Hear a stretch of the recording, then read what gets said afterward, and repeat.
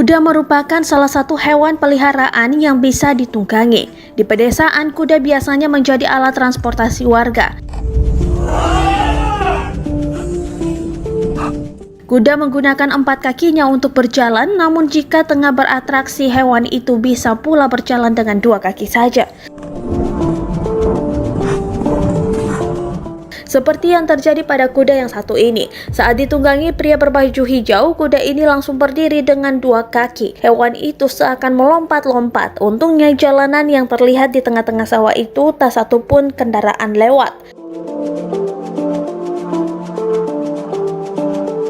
Sang penunggangnya pun menjaga keseimbangan diri sampai kuda itu menurunkan kedua kakinya lagi untuk berjalan dengan baik.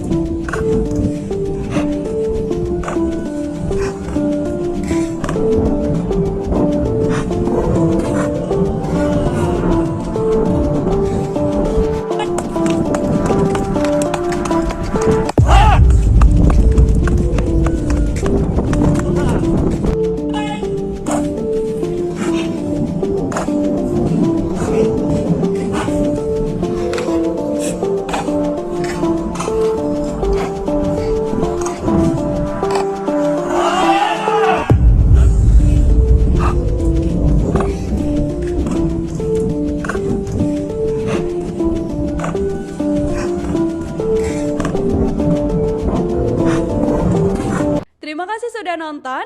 Jangan lupa like, subscribe, dan share ya.